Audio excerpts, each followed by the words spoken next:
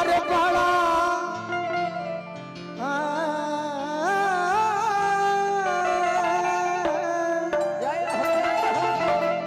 कि बड़ा अरे है जड़ाई पढ़ावता पहाड़ा राजा जी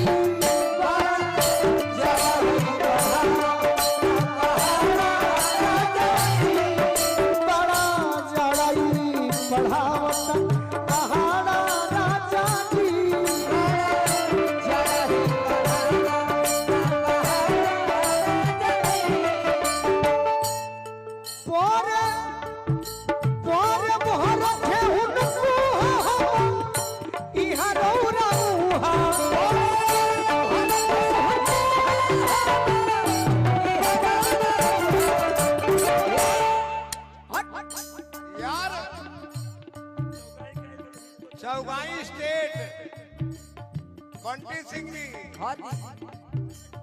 कहाँ रवा लुका गई बड़ा अपना गैया रवा पढ़ पढ़ के समियाने में दौरी ले पैसा ले ले रवा ही के जवाब में लजाए लगनी।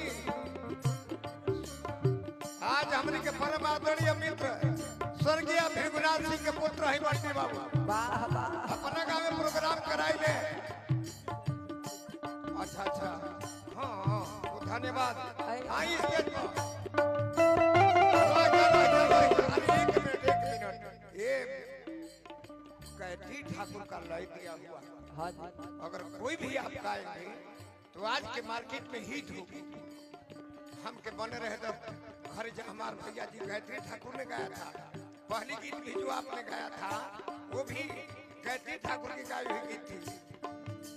प्रदेश से सखियों कर ससुरा से निकल घर में बा ये सब गायत्री ठाकुर के लाई हुई सब। अब बबुआ करे कपनौले रहब तो सितारे ही जीवन भर रहब ना बनैब तबे बीच में कोनो ढुक जाए सही परे मोहर थे हुनको इहा रौरा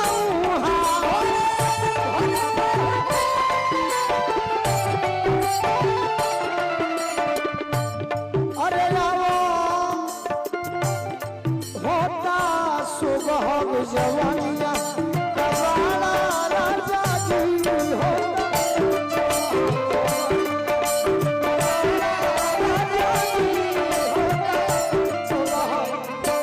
उठला जवानी में जुआ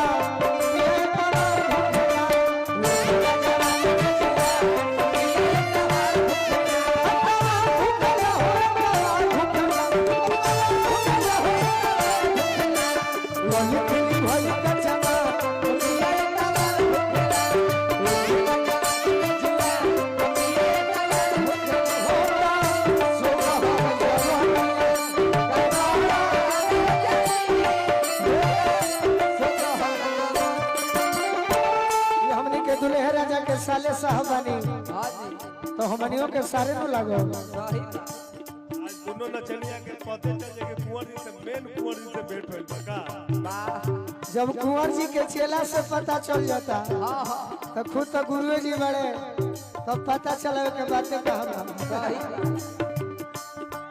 आजा ही तो प्रधान पे बोलू कोरसी समहिता पे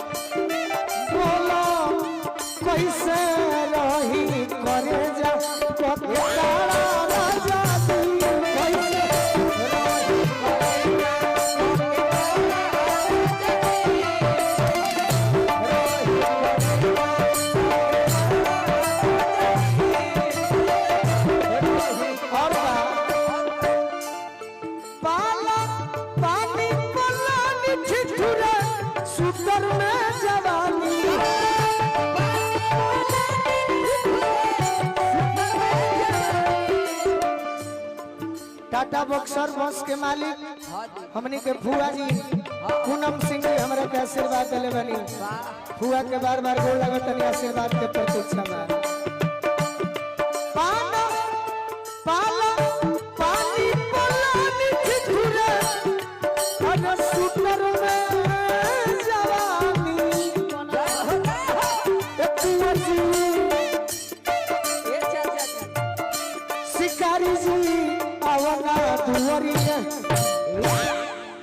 का हो शिकारी जी चौगुन होई तब तो चाचा हमार झालो बजाई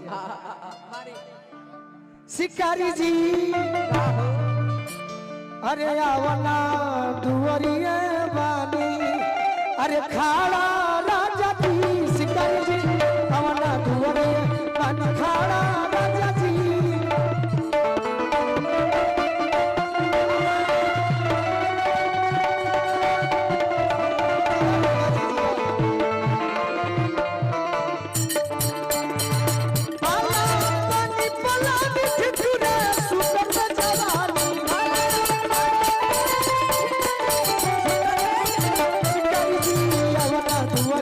But